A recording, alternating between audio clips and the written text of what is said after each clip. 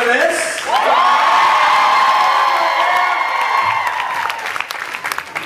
I'm Dalton Ross of Entertainment Weekly Magazine and Entertainment Weekly Radio, or am I?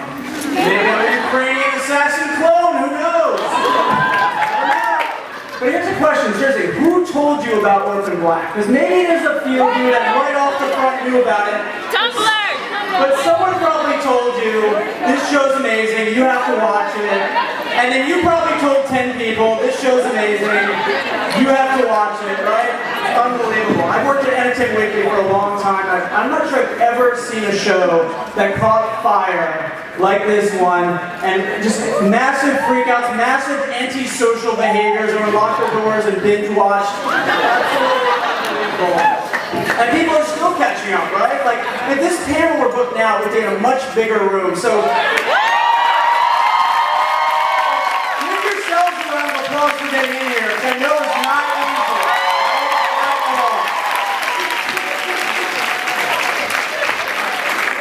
All right, you ready?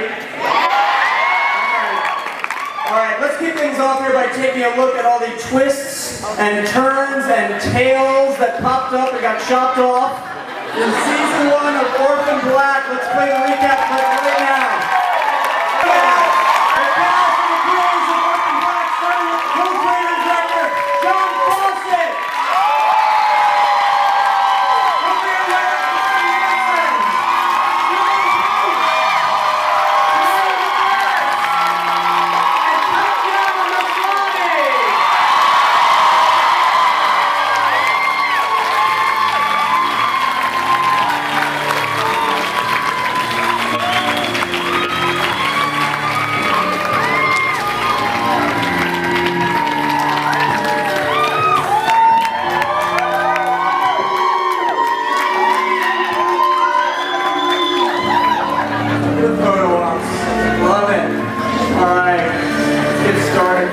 Take your picture. Let's go, everyone. Everyone, smile, everyone. Smile. We love you! Let me just say something. We love you! Thank you, Clown Love! Ladies and gentlemen, you cannot patent the energy in this room right now. You hear me, Brooklyn? You hear me? All right, Tatiana. First off, stay away from garbage disposals when you're in this room, right? Am I right? Ainsley, R.I.P. Okay. Tatiana, it is, I've been on a lot of sets of TV shows. I know how hard and demanding it is for a normal lead character. The hours they have to put in, I can't even fathom or imagine playing 7 characters on a show, what that was like. How are you still with us? That sounds like you're death by exhaustion. Crazy. I went into like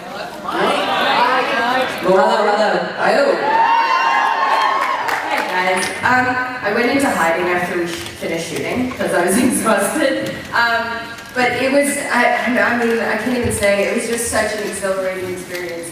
I was never bored. There was always something to do. There was always a new character to explore or switch into or whatever. So, I mean, amazing cast to work opposite as well. So I was running on adrenaline the entire time. It was amazing, yeah. I'm not going to ask Tatiana you to choose from among your children, but I am going to ask the rest of you. Ooh. Who is your favorite clone? Which is the one you got really excited to write, direct, or act to see with? Because we all have our favorite. I'm an Alison guy. Hey, Alison.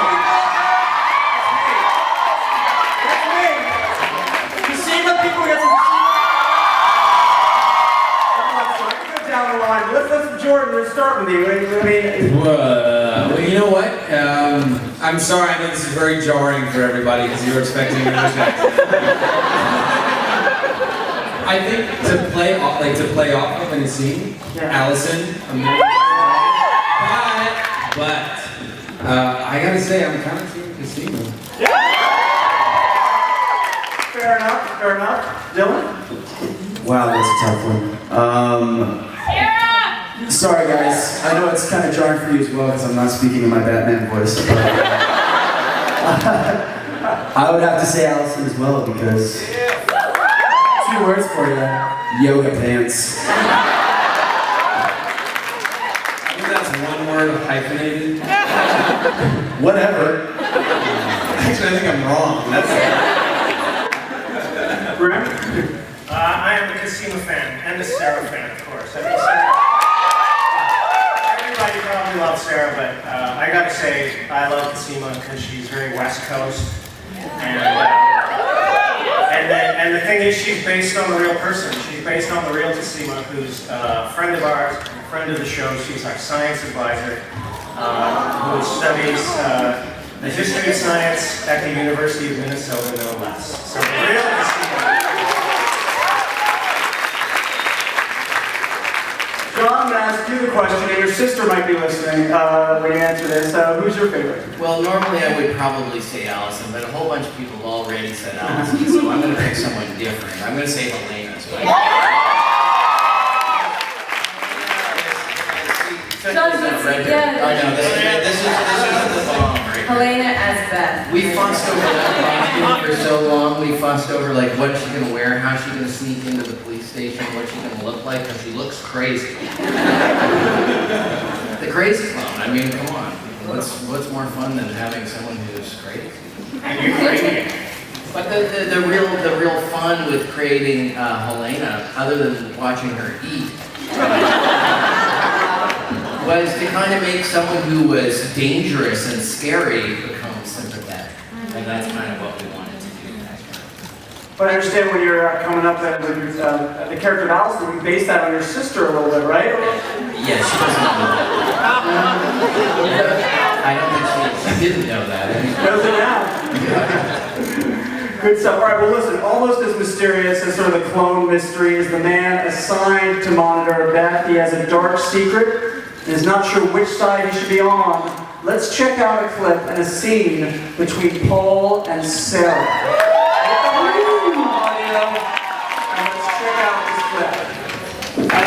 They don't tell us why. Batman is back. Well, I still don't know what to make of Paul. It's like, oh, he's a bad guy. No, wait, he's a good guy. But wait, now he's still working with the illusionist, and maybe he's a bad guy. I mean, is he just a good guy in a bad spot? He's a very conflicted individual, that's for sure. I remember it was really fun because when I was doing interviews too, before the season started, I knew where the character's arc was going and stuff, but I would tell everybody, I'm like, oh, he's just the perfect boyfriend, solid, supportive, so loving, and now I'm like, haha, fooled you. Not so much. He's a very conflicted individual. I think he's suffering from like a lot of post-traumatic stress disorder from his military service, and you know, in the guilt that he's stricken with after Beth's suicide and him being the cause of it is, you know, he's just a very conflicted individual. He doesn't know where he should go and what. His morals are very compromised in the show, but I don't know. I think they're going to take him somewhere very interesting next year. I'm always like this, so I'm like, is he good or bad? I'm always like, eh. So that's still waiting to find out. Yeah. Graham, just a few days after the finale, the U.S. Supreme Court, clearly being huge Orphan Black fans, clearly, they had this ruling that human DNA cannot be patented, and that human DNA is, you know, not something that can be deemed an invention or a technological discovery. However, the court did rule, and this is maybe the first time we talked Supreme Court decisions in a Comic-Con film. That's why this show is so great, right? Where else are we going to do this? But that synthetically created genetic material could be patented. I mean, how crazy is all this went down right after we saw Cosima discussing this in the finale? And is this decision something that could somehow make its way into season 2, somehow into the storyline? I think thematically, definitely. That decision was really crazy coming on the heels. And the fact that the synthetic aspect leaves it wide open to interpretation what is synthetic. So, you know, we are going to be looking at that the issue of the patent and what that means and how much legal space there is around that. So I find it thematically very interesting and quite ominous as well.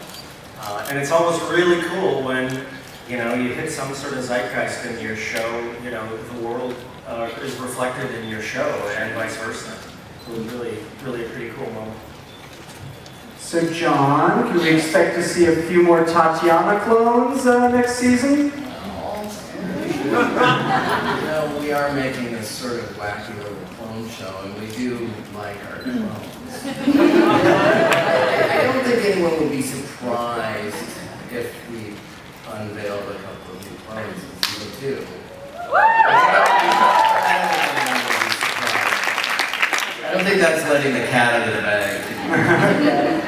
Well, I've got on record, I'm an Alison guy, and without a doubt, one of my favorite scenes that we're going to cue up for you right now was when she decided she wanted to get some answers. Come with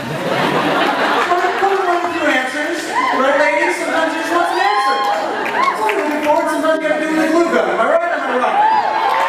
So she wants some answers out of Donnie. Let's take a look at this painful scene right here. Let's hit the lights in the audience. I thought you were going to go all Lorena Bobbitt on with the scissors there for a second.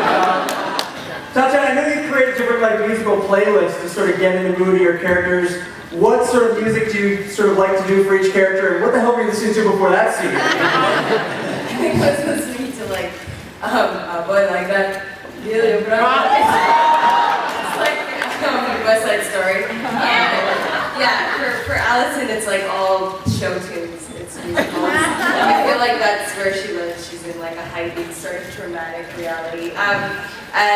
Cosima's like electro, indie, grime, stuff like that. She's been known to do a rave dance, minus the glow sticks. Sarah's like The Clash and Dizzy Rascal and The Streets, so like UK grime rap, and The Prodigy. Helena is also The Prodigy, and Tom Waits and Anthony and the Johnsons. Who else? Diplo? Diplo's me. Oh, that's right. Sorry. And Rachel's doing 90s slow jams. Let's see. Slow jams in the set. Let's say. Jordan, this may be mildly inappropriate, but can I move into your walk with you? Because that place is awesome! The irony is too is that if you actually tried to buy that lot in any city like Toronto or New York, you're looking at like $2 million. So he must be having some heavy clientele. He's been coming over a lot lately. It's struggling artist money, there's nothing wrong with that. Maybe he's selling his paintings. Well, I said that actually at we did a little Nerd HQ panel beforehand, and I was like, so you all heard me sing. We get encore? You've been waiting a long time. You put yourself in the spot. What are you doing this time? You've been waiting a long time to get here for it. Tap us. Into that so hard. Tap us. Hit the beat. Hit the beat, tap us. Here we go. Whoa, what am I song are you even singing? singing? I don't know, I'm going red right now. What song am I singing? Are you gonna sing Red? No? What can I sing? What can I sing? Usher! Oh yeah. This is mortifying.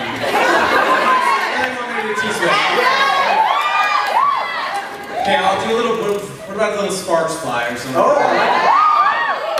Yes. Oh my God. Start. look at all the cameras out. Okay.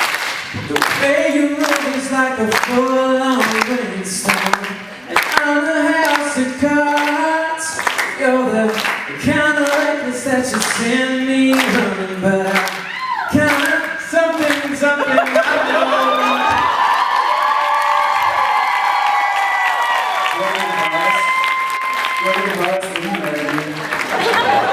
I hate myself so much right now. What was the question? You did it to yourself. You have no one. Okay. The loft, crap. Banksy. I was gonna say, like, when they told me he was gonna be an artist, I was like, oh, this is great. I kept imagining, like, Banksy and Ziggy and all these really cool, like, urban artists from LA, and yeah. And then I walked in and they were like, okay, so we have a surprise. And I was like, great. And they're like, penises. Is that your impression of everywhere? No, that wasn't Graham. Okay, that's like Graham doesn't sound like. That was Anastasia. Sandra from the art department. Because I was like, who's gonna, like, what have we done? And she's like, we've done penises. I was like, great. Yes. Sure. This is fantastic. So that's the story, that's the origin of all the homoerotic art in Felix involved. I don't think you guys asked to hear that, but I was like, after I sang again, oh my God.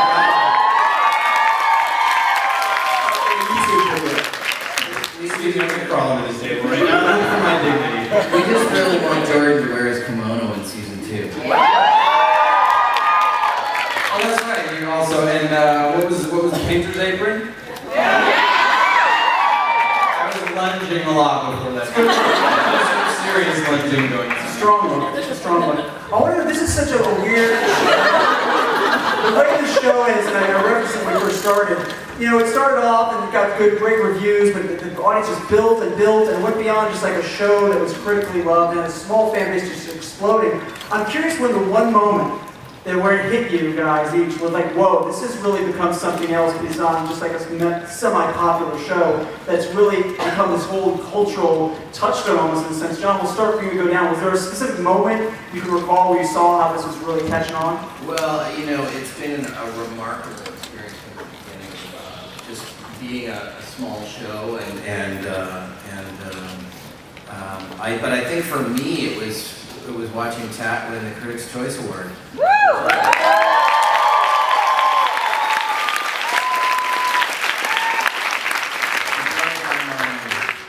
She blows my mind. What was it for you, Graham? There was a day in the writers' room where we explored Tumblr for a month.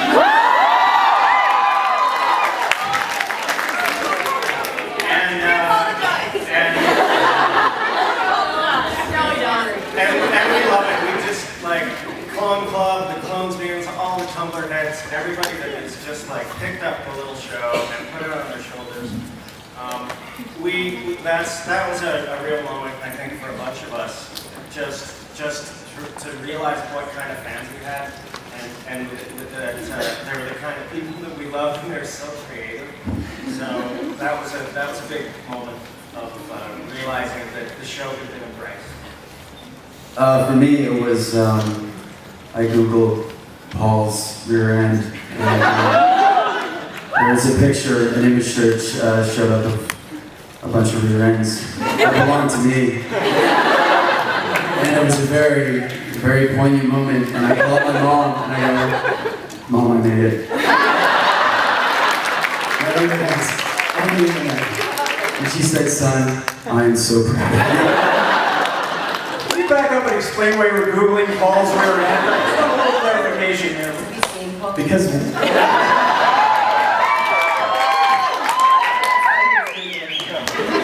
I don't know, I was bored. I think it was when I got a really suggestive, racy Facebook message from a very nice man in Oregon, I believe, and that's when I know, I'm like, oh, people are watching the show, because clearly he was watching the show. But it's weird, because you're in disbelief that anyone outside your basement, your family watches it. You know, that the public's actually tuning in, and the audience is receptive to the material. That's pretty huge. So, yeah, suggestive Facebook message. Tatiana? Yeah, for me, it was Tumblr as well. It was like, it's amazing, you guys. It's incredible. The artwork is incredible. It's so beautiful. It's so detailed and amazing and individual. And also the kind of critical essays that have been written about it is insane. I mean, there's feminist writers writing about the themes of the show and explorating. I can read too, so exploring the individuality of these women and all that kind of stuff, which was speaks really to my heart and was really exciting for me. And definitely the moment I was like, Jesus, it's being seen. Yeah. Well, audiences have loved it, and they've had a sort of this love/hate/pity relationship with another one of the clones, the delightfully demented Helena. check out the scene where she breaks pretty much I think every single one of Emily Post's rules of etiquette here at the diner. Let's check it out. I don't know, you guys. I could so go for a bowl of Jello right now. It's like Jello.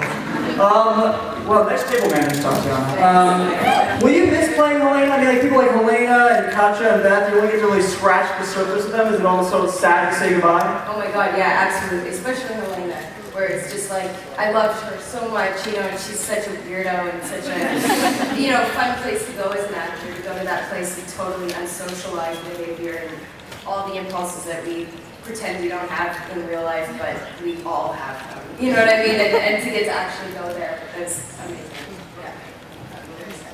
Well, we're sad as well.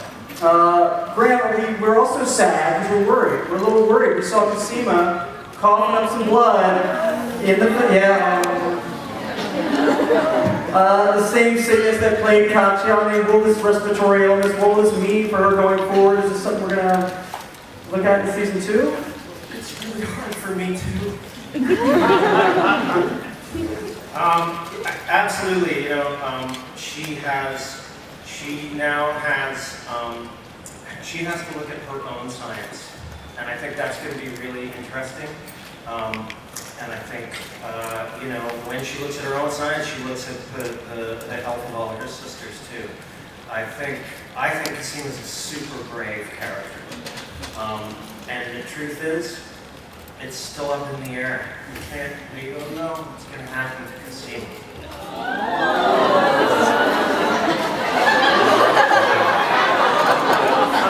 If you want to make it out of this room alive, you better give a better answer than that.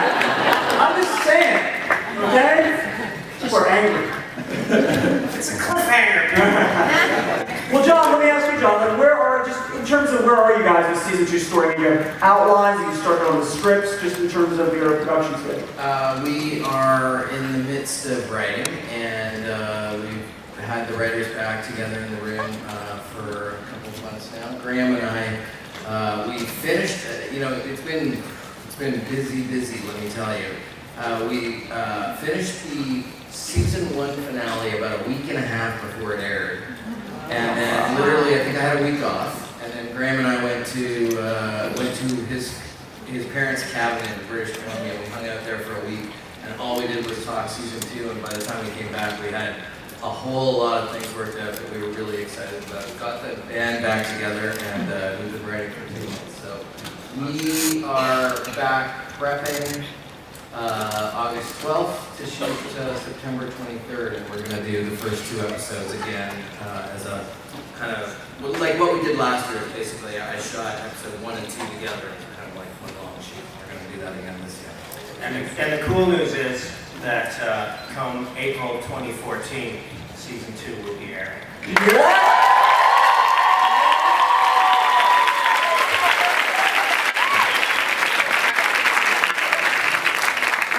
Set the DVR like 10 months in advance. I'm going to wait closer. If I could, I would right now. I cannot tell you guys how excited you are going to be about this next clip. I'm excited for how excited you're about to be. Because while we've seen a lot of clones here today, this next clip is all about the man they call Felix.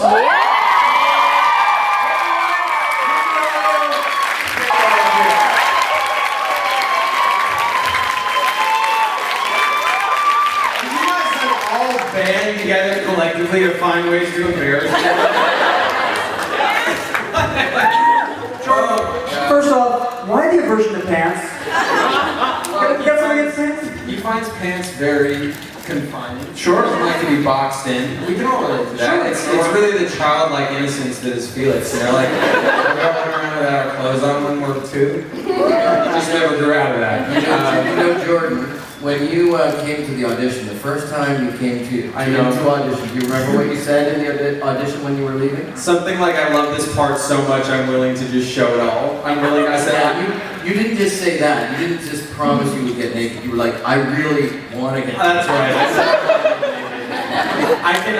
Okay, I'll give you 2 options. I will give you either the wanky existential option of why I wanted to get naked, which is actually kind of fun, or I could give you like the super Cliff's Notes version. That would just be the wanky one. I feel like I was a really straight-laced teenager. I was a really straight-laced kid my whole life, and you know, part of acting is getting the chance to do things and experience things that you never would have otherwise done. Whoa, I just kissed the microphone. Was it good for you? Well, I mean, Felix enjoys it.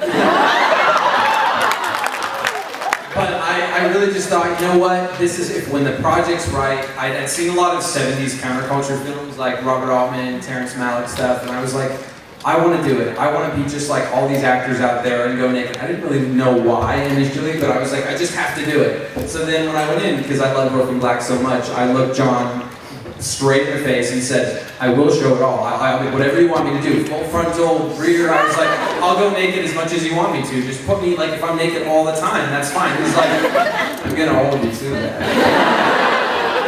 And he did. But I keep my pants on when I'm not on set. Most of the time. And he also Googles Paul Jarren. Well, if you Google us, actually there's a site that I think lumped us together. My sister sent me one. What you mean?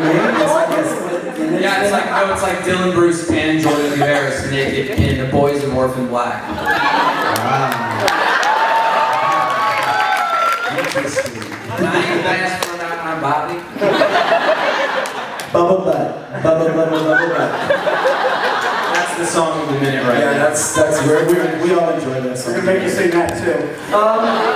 Graham John, I know that the question you probably get asked most is how did they do that? Like, how did they put these 2, 3 Tatianas in the scene together? But instead of asking you how you did it, I believe we have a brand new behind-the-scenes video, never shown anywhere before. You guys are the first ones anywhere to see this behind-the-scenes video that shows exactly how they did do that. So check out the screen right here. Lights, audio, lyrics. Is that okay? Can I come up? Amazing guys, you guys have been amazing. I know that you guys want to ask some questions, and now we want to get as many questions as we can, so we're going to open up the floor. All I ask is you please just ask one question to one person so we get as many of you in as we can. There you go. Be as respectful as you can to your other fellow Orphan Black fans. One question to one person, please. So we get as many of you in. We got 2 minutes. Go ahead. This is my first con, and I got to see you guys premiering at WonderCon. I'm a man's man, it's predominantly made by women, but you guys have captivated me. I love sports, I love comics, I even skip Superman. One question. My question, I'm sorry. You know, I worked hard to get this signed badge, but if I can have one picture with you, Tatiana. You guys know my question is about basically, Come on. You guys keep moving. Go right ahead. Hi, I was going to picture after. If you're going to show any flashbacks of Beth or Katya in season 2?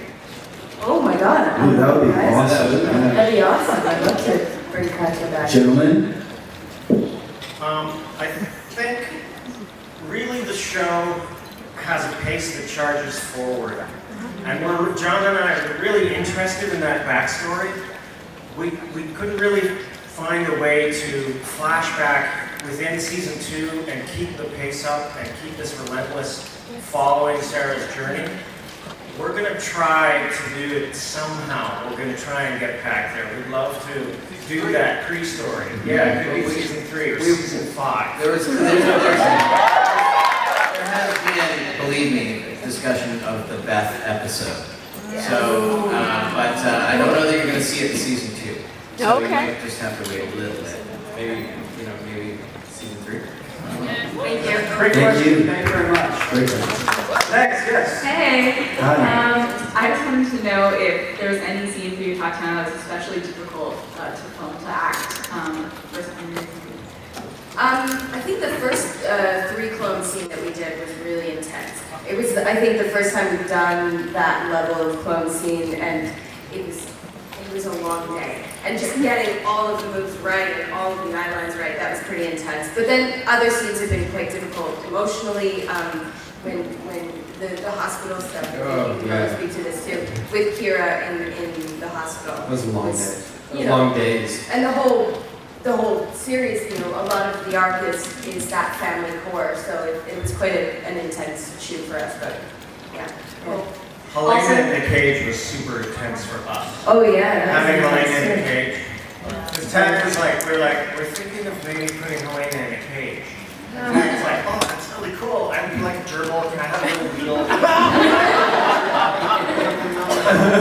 Clearing my droppings into the board. And then you get to the scene and it was horrifying. It was hard to watch. Thank you very much. We're running out of time. Next, yes. Hi, this question's actually for my mom who wasn't able to be here. It's from her. Hello. Were you guys always planning on having the same number of clones, or did you change it based on when you saw Tatiana's amazing acting ability and how she was able to handle all this?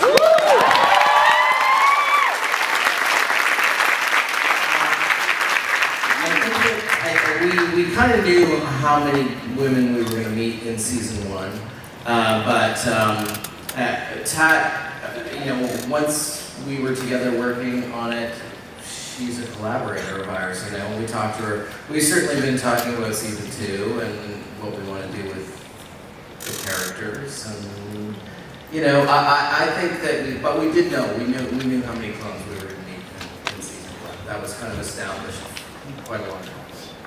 Thanks a lot. Next. Hi. You said you read some previous essays on it. I'm talking about drafting.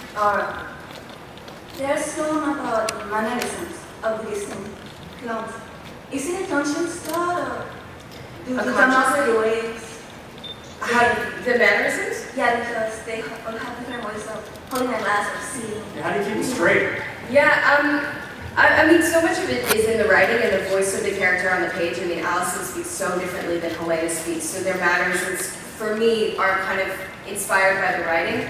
And then it's just kind of letting my imagination go to the place. Cosima is fascinated with the world and is fascinated with people and wants to reach, like what I'm doing right now, right? Like wants to reach people and communicate an idea. So her physicality is about painting pictures and that kind of thing. So that was something I played with her. So it's just inspired by the writing and the characters, and then I just kind of let my imagination go.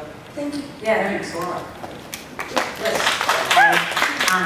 I'm a mom and we're living sci-fi, and I was hooked from the moment in the police station when I was hooked on the show. But that's a testament to all of you. But I wondered about the casting with Tatiana. How did you decide, were you looking for someone that you thought might be a chameleon, obviously, or how did you choose her? Well, obviously we knew that one of the scary things for Graham and I was knowing that whatever choice we made was essentially casting half of the female cast of the show. It was a process. It was like casting any other television series, except we had to read these actors for 5. We read for at least 4 or 5 different parts. And so it was certainly very complex, and it was very sort of time consuming. We had already had a kind of a relationship with Tad and knew of her previously. She'd been in a feature film of mine, a sequel to a film that I made called Ginger Snaps. And so she played this kooky, weird little psycho character, and so I had a pretty good sense that she could kind of do anything. And she certainly proved us right in spades. Last question, yes sir. Tatiana, what accent would you love to explore, and what accent would you hate to have? Jordan can do an amazing Scottish, is that right? Are we putting him on the spot? You know what? That's nothing compared to what I've been through today. That would be a terrifying one. Scottish or Irish would really scare me. I love Europe. There's a lot of European dialects that I'm really interested in. So many American dialects too that would be really fun. New York would be amazing. Boston would be incredible. Boston.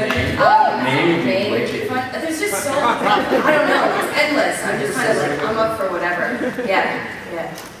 Guys, I hope you've had a great time.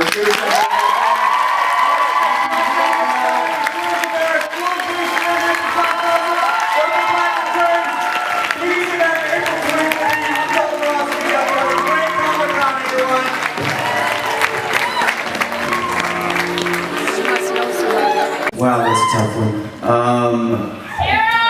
Sorry guys, I know it's kind of jarring for you as well because I'm not speaking in my Batman voice. But, I would have to say Alison as well because 2 words for you: yoga pants. I think that's 1 word hyphenated.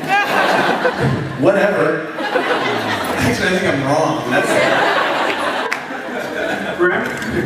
I am a Cosima fan and a Sarah fan, of course. I think everybody probably loves Sarah, but I gotta say I love Cosima because she's very West Coast, and the thing is, she's based on a real person. She's based on the real Cosima, who's a friend of ours, a friend of the show. She's our science advisor, who studies the history of science at the University of Minnesota, no less. So the real Cosima.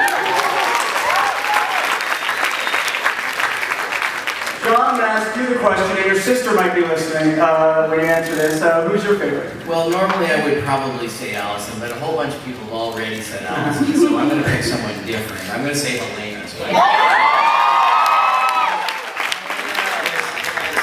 this is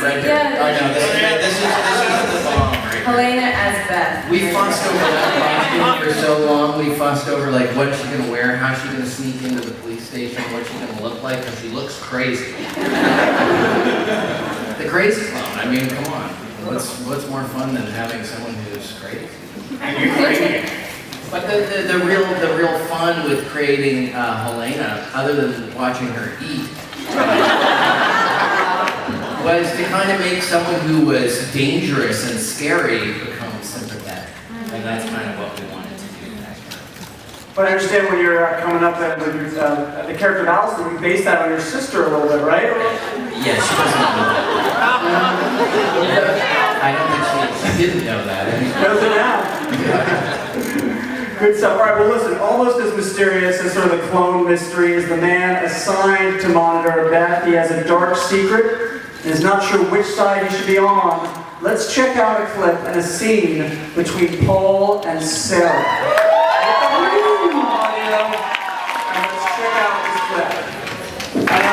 They don't tell us why. Batman is back. Well, I still don't know what to make of Paul. I was like, oh, he's a bad guy. No, wait, he's a good guy. But wait, now he's still working with the illusionist, and maybe he's a bad guy. I mean, is he just a good guy in a bad spot?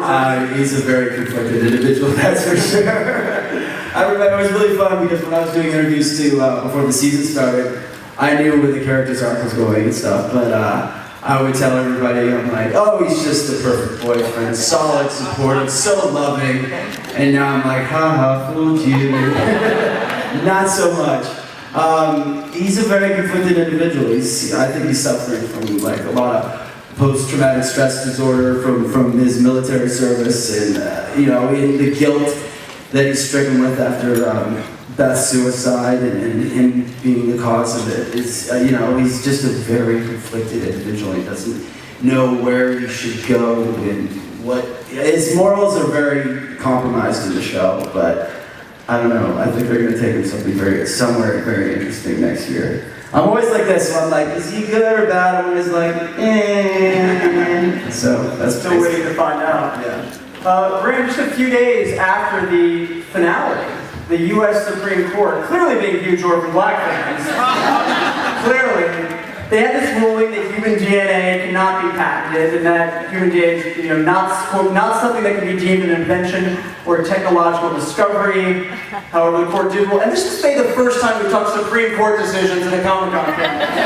That's why this show is so great, right? Where else are we going to do this? But that synthetically created genetic material could be patented. I mean, how crazy is all this went down right after we saw Cosima discussing this in the finale? And is this decision something that could somehow make its way in season 2, somehow into the storyline? I think thematically, definitely.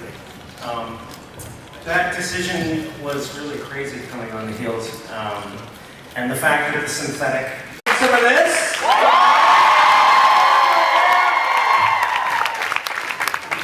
I'm Dalton Ross of Entertainment Weekly Magazine and Entertainment Weekly Radio, or am I? Maybe I'm a Ukrainian assassin clone, who knows? But here's a a question, seriously, who told you about Orphan Black? Because maybe there's a few of you that right off the front knew about it. Tumblr! But someone probably told you, this show's amazing, you have to watch it. And then you probably told 10 people, this show's amazing, you have to watch it, right? It's unbelievable. I've worked at Entertainment Weekly for a long time. I'm not sure I've ever seen a show that caught fire like this one, and just massive freakouts, massive antisocial behaviors over locker doors and binge watched. Absolutely unbelievable. And people are still catching up, right? Like, if this panel were booked now, we'd be in a much bigger room. So give yourselves a round of applause for getting in here, because I know it's not easy.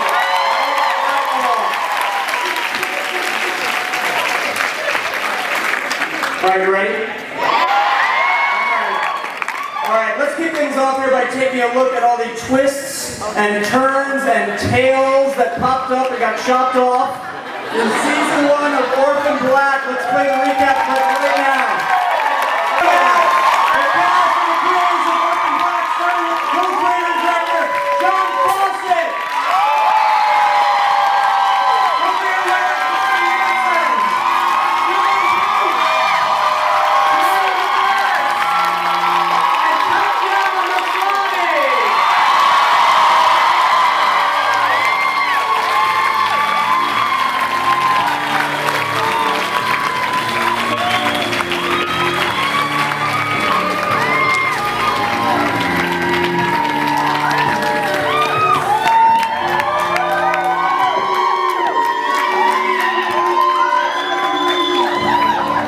Good photo ops.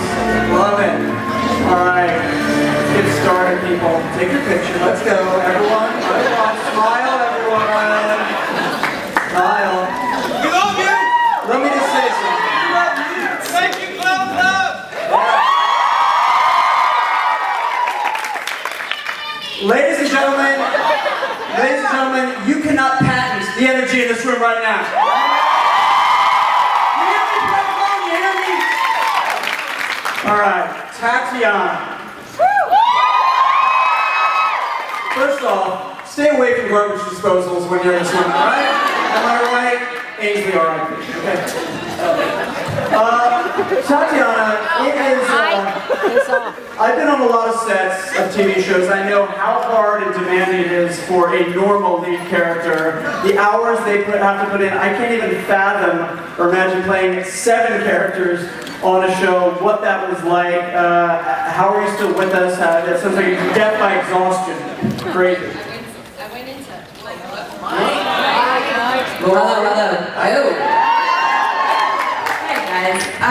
I went into hiding after we finished shooting because I was exhausted.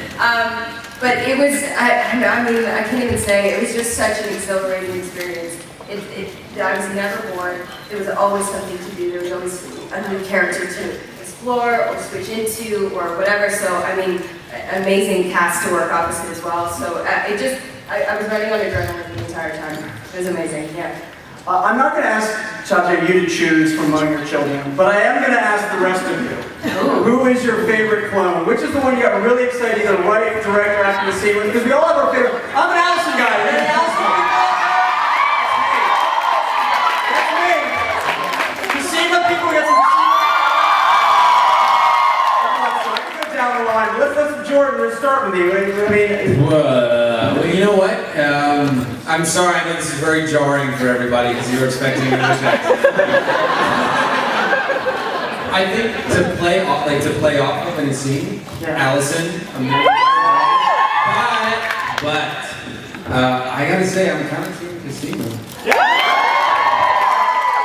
Fair enough. Dylan? Aspect leaves wide open to interpretation what is synthetic. So, you know, we are going to be looking at that the issue of the patent and what that means and how much legal space there is around that.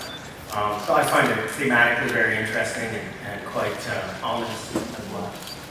And it's almost really cool when, you know, you hit some sort of zeitgeist in your show, you know, the world is reflected in your show and vice versa.